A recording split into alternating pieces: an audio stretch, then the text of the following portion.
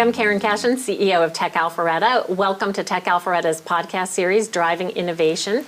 And in today's episode, we're going to be talking about transformative leadership and digital transformation. I have here with me today Felipe Smolka, EVP of Transformation for LeasePlan USA, headquartered here in Alpharetta. Felipe is also our incoming chairman of the board for Tech Alpharetta. Welcome, Felipe. Well, thank you. Thank you for having me.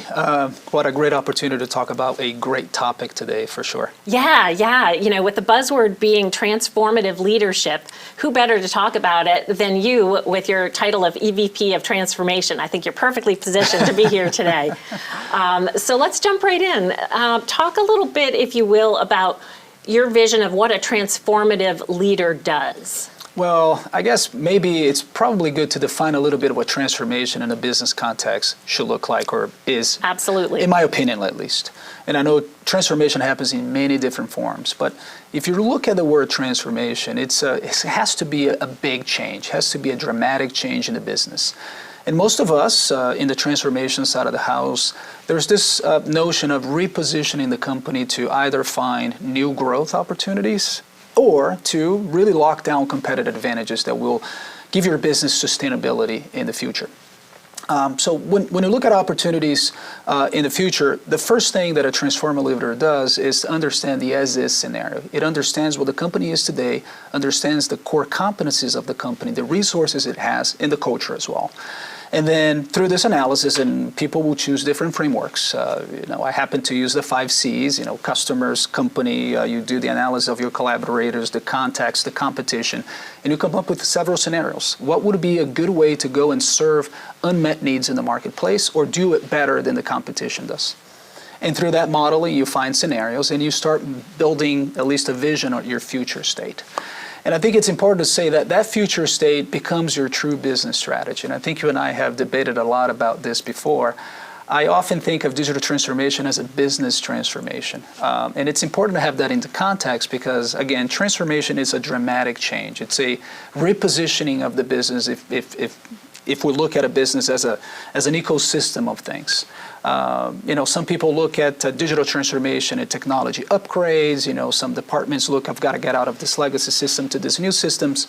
But it's somewhat naive to do it just that. So it's not just adopting a new, the latest, greatest technology that's out there. In my opinion, it shouldn't be. I think it should be an opportunity to use an aggregation of different technologies to achieve a specific change in your business or to achieve acceleration in your business.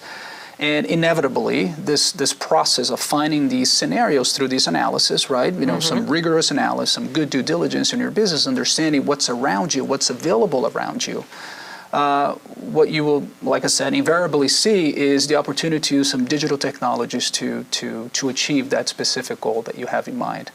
Not too long ago, we were talking about some of the driving forces around digital transformation.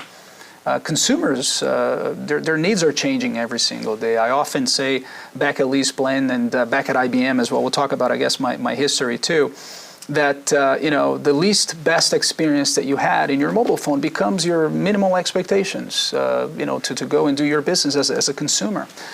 Companies need to understand that. Things are, very convenient for users today. They like to react to the digital platforms. They're used to do that. There's a lot of proficiency. Most people are tech savvy if you look at personas that you're serving every single day. Right, and they have higher and higher expectations as consumers from their Businesses technology. at the same time look at this as an opportunity to find scalability, lower their costs, to find that infinite scalability factor. So cloud comes to place. How can I grow my business without investing tons of capital like used to be in the old days? Today, because we work with the startups every single day, to start a business doesn't cost a lot of money these days, right? You have an idea, you put some code around, you go to the cloud, you experiment, which is a beautiful thing about transformation, is the ability today to experiment new ideas and pivot or persevere as quickly as possible without investing too much capital. Yeah, you can be very lean. So to go back into the question of what it transformatively does, I think that the core is to understand what are the opportunities. These individuals, they have a really good understanding what are the opportunities available to them, at least at the core of the business, the adjacency of the business, and actually some external sides of the business. Are there new places that you could go? by using your core competencies. And these individuals have the ability to influence. They understand how to shape these plans and execute with lots of alignment at the executive level and continue to persevere in that specific plan. So it takes a lot of vision, really, to come in once you've got the lay of the land of a business. It would take a tremendous amount of vision, strategic vision, I suppose, to start seeing how you can engage in that transformational process as a company to get to your end goal. Yeah, I mean, if you think of, some of the folks watching, with consulting backgrounds, normally we think of assess, design, implement, and manage capabilities in a business, but Sure. As a transformative leader, I often think like that as well. You got to do your assessment, you got to design your options, then you have to go implement these options and then manage these options so that you achieve the benefits that you once, thought you're going to achieve. So I guess just by saying that, you can probably see that this is a very long term. There's no short term to a transformation. Right, you're not going to come in and have this happen overnight or even in a couple of weeks. Are we talking about a couple of years It typically? takes tons of time. It takes, obviously, momentum. That's another key word in transformation. Okay. Finding momentum, right, with your people, because it's all about people at the end of the day. People are the ones doing this together Right. with you. And if they don't see those small victories, they don't get these validated learnings in this process, you can't persevere. So do you have to really get the buy-in at every level of an organization before you embark on that digital transformation process for the business? 100%. I think that's step number one. But I think also, I believe that the buy-in is a continuous process. Because it's easy for people to sort of, this is not working, this is taking too long, let's go and do something else. Painful. Let's go back to our status quo that we used to be. Let's not go through this process. Sure, because everybody likes their comfort zone, right? Absolutely right. So like I said, this is a process that it's very complicated in some senses because you're dealing with several people, you're dealing with changing priorities. A business, as we all know, changes priorities very frequently. And if you don't have a good plan, a good lockdown alignment strategy at the executive level, these digital transformations have a very short life.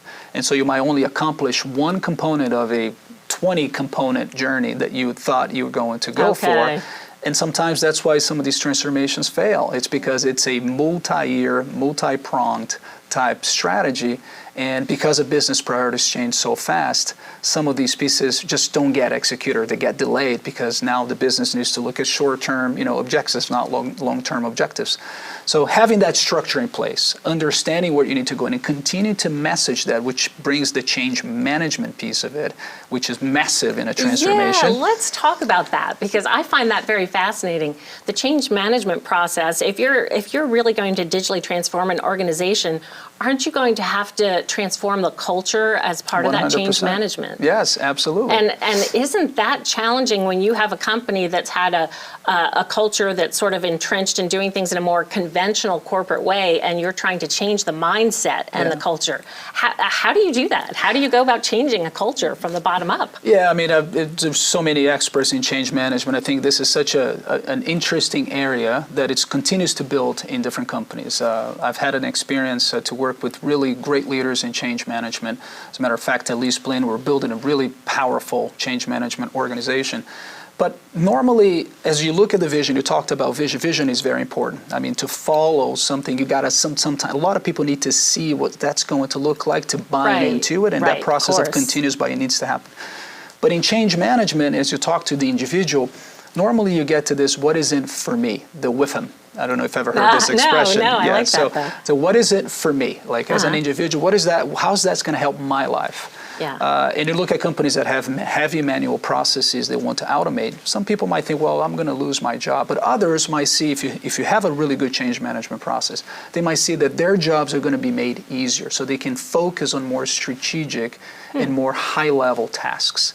And so as you go through this change management process and identify what are the actual benefits for those individuals going through this process, why the company is going to find new oxygen, new opportunities for growth, they too will see opportunity to grow with you. So you really have to heavily educate the leaders at every level that are going to then take it back to their own divisions or departments, because they're not going to be able to sell it if they don't buy in and see the value themselves. Yeah, exactly. I think it's beyond selling, right? It's actually believing that there's going to be a better place for this company, that that there is a strategy that with its risks, every strategy has its risks. We never know how the external forces play around you. There may be a global economic meltdown. You never know what's going to happen. A pandemic, for example. Something that you never thought was going to happen, right? A pandemic. Right. Things can change, but as you go through your course, understanding the benefits that this company can enjoy, this organization can enjoy, that takes a lot of communication. That takes a lot of communication skills from your leaders. So alignment, and continue to message that alignment from top down and bottoms up as well, because you need to hear what's happening on the ground. Is this working? Do they believe this is happening for them? Are they going to see a better life, a better productivity for their departments? I truly believe people want to do better. I truly believe that. And if you can connect to that real genuine feeling from people, I think you can extract a lot of productivity from that. I often talk about giving people a sense of purpose, and when folks have a sense of purpose, they just go beyond. They give you the extra mile. But there's also, if you abstract the individual from it, a sense of purpose for the company. Right. A lot of companies don't have a really good sense of purpose. What is the purpose of your company? A lot of people have a hard time explaining that. Mm-hmm. And I'm not saying it's easy to put that together, but if you have that and you articulate that well enough, and you can explain to the people that are doing the work every single day that there is such a place, there is such a purpose for the company, people will find and affiliate to that specific strategy and work as hard as possible to make that happen. And so I think it's beyond selling. I think is believing. I think maybe there's a belief, right? And you look at some of the most famous leaders out there. There's a belief that there's a specific path that we all want to go and go through this journey with you. And so it's change management definitely is a heavy communication, heavy connection, celebrating the small victories and everyday victories so that people find that momentum so that you can continue to move forward. They see they're making progress on this. And so what about in terms of what it requires from different job descriptions? It sounds to me like you're really going to be requiring not just buy-in, but some type of action taken by just about every sector of the company, right? From product to marketing to software development. It depends. I mean, Karen, I think it would be perhaps a bit naive of me to say that every transformation is the same. Companies may choose, like we were talking about, through the assessment and the design component of this: assess, design, implement, and manage.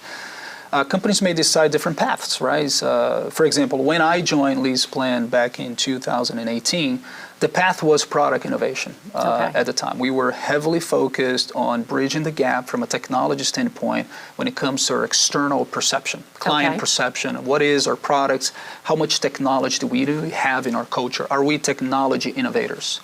And so we put heavy focus on that. And so in that moment, we were extremely focused on technology, product innovation, marketing, understanding how we were going to reposition in the company from call it an innovation standpoint in the marketplace. We're moving on to different parts of our digital transformation now. We're looking at the core. We're moving out of our, kind of older systems and things like that. And we're trying to find more scalability with our business. But like I said before, a company might choose a complete new segment. And in that segment, as we know, through the pandemic as well, many companies have decided to go direct to consumer. Why? Right. Because it's not so complicated to think about technology to make that happen. I've got manufacturing, I may be vertically integrated with my products. I'm going through a massive set of distributors today. Why would I do that, right? Maybe I have an opportunity to open my own website, and start marketing for people to come directly to me. I might lower my cost, my overall price. I might enjoy higher margins. Goes back to the strategy. Absolutely. Can I attract a complete new segment and do business in a way that is automated, that doesn't require a lot of people, and I can scale? So it does require the strategy, the business strategy, where you want to go, what kind of disciplines you want to be part of this. But more than likely, it is multidisciplinary. Most transformations, if you go to the core again, what is transformation? It's a dramatic change in form, right? You reposition and you go into a new market. You're thinking about new products. You might be scaling the company heavily, right, to enjoy some of these technologies. More than likely, it's going to be several people involved, several disciplines, lots of talks. There's take the romantic side to the side of transformation. It takes tons of alignment. To be aligned, it is a hard ask. Yeah. All the time, you have to be like making sure people are on the same page and you're tracking along, and hopefully you're enjoying benefits as you're going through as fast as possible. But sometimes it takes time for those things to find fruition, right? To find results. So as the head of transformation for LeasePlan, is that somewhat of a chief disruptor type of position? You're the guy that's going and saying, no, let's do it this way. This will be better for our business goals. Yeah. I'll say that I'm so fortunate. The folks that I have working with me at the executive team, they're all disruptors. And it's great to have the opportunity to work with people that think like that. I think the crew that we've got, the leadership team, not only the executive team, but the senior leadership team, we're always thinking about ways that we can disrupt the market. There is a number of ideas. It would take me 2 hours to go through them with you. And I think they're looking at folks that can help execute some of those ideas, because I think maybe I should have said this before, a transformative leader, it's not necessarily the person that needs to come with the ideas all the time. But it's definitely somebody who can shape these ideas and execute on these ideas so that you can actually find the benefits or the results that you're hoping to get. But yeah, I think disruption it's a characteristic of somebody who enjoys being in transformation. Can you give us an example of anything that you have gotten going over at LeasePlan since you joined the company from the transformation side? There's many, and I think it's happening in every corner. Things that we were directly involved. I think one of the areas that I'm very passionate about is Internet of Things. My career has been pretty much involved in high technology, and for the last 15 years or so, the machine-to-machine Internet of Things has been sort of my forte, the area that I've been really passionate about. Right. And a long time ago, I got involved with connected vehicles, became what the industry calls an SME, a subject matter expert. Spent 3 years with IBM, leading up their connected vehicles globally. Learned tremendously, and learned a pretty interesting discipline as well, which is design thinking. The ability to design with a human-centered perspective, understanding personas and what people expect, and pains and what they feel, what they say. And you design for them, right? You're designing solutions for them, which is agnostic of technology, which is the interesting part. It's agnostic of, it doesn't matter what technology you're going to use. That's the experience that you want to deliver to those users. And I've learned that, and I carry that with myself. But at LeasePlan, we quickly observed that we are a B2B company. We were serving massive fleets around the world. LeasePlan supports companies with leasing for fleets and managing their fleets every day. And there's, 100 different tasks that we do from start to finish in supporting the fleet, from buying the cars, license and titling, accident management, maintenance management, you name it, all the way to reselling those vehicles for our clients. So it's a huge value chain. But if you think about it, we are pretty much beyond just a B2B company. We're supporting drivers every day. Right. So we're a B2B2C company. The consumer, the users every day are people that we need to care for. How do we make their lives easier? And so by extending a capability that we already had, which we had a mobile app, we focused tremendously in that mobile app. And we've created features that would be useful features for those individuals every day. And having that perspective, which I think has been a big change management part of how we do things, is that how can we be more supportive, more valuable to the drivers every day? So extending our brand, extending our value to the drivers every single day by using our digital tools. And through this process, we've came up with the very first virtual assistant, voice-enabled virtual assistant. Her name is Elle. Okay. So it's Elle, LeasePlan the L, but her name is E-L-L-E, Elle. Clever. And we've launched a couple of years ago, and she's got thousands and thousands of conversations that happens every single day in the mobile app with our users. And this is it was an opportunity for us to showcase some rapid use of technology rapid use of understanding what use cases would make the most, sense to be supporting our drivers every day. And most people, I'm not going to say 100% of people, most people would prefer to have that, quick interaction with a mobile app that they're used to, right? There's a mobile phone, they understand how to use mobile apps instead of having to call to ask for something. This is right there. Right. It's proactive. It's working with them. So you've gotten some good positive feedback. Oh, absolutely positive feedback. It's been one of our flagships in terms of innovation for us, and we've been obviously very much happy with that. We continue to invest on it. As I said in the beginning, before we launched, L will never cease to learn. It's like Siri or Alexa, whatever virtual assistant you have, those skills continue to grow because it learns from those interactions. Right, so it'll just get better and better and more responsive. The artificial intelligence piece is important to us because we're continuing to support drivers every day. Looking at the landscape in Alpharetta, I think we have probably 700 or so companies, tech companies located right here. It's amazing. The history tells itself. It's growing. We've got excellent technology foundation in the city, lots of skills, great schools, with the ability now to be, commuting less. I think Alpharetta will enjoy even more growth because of the opportunity people have to be in Alpharetta and be connected to a community that's thriving, right? Yeah. Life is interesting, right? You've got family side, you've got your, hobbies, you've got your work, you've got education. Alpharetta offers everything. You've got, excellent community of people. You've got excellent, opportunities to grow and educate yourself. You've got jobs. You've got companies that are enjoying stellar growth. You're seeing in the startup community how many people are just starting business around here is just incredible.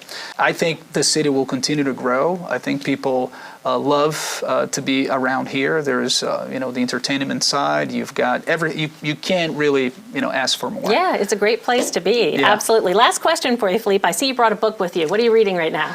So I'm reading a book called Creative Construction. I had an opportunity to go to Harvard to do an innovation program, and I met this amazing professor called Gary Pisano.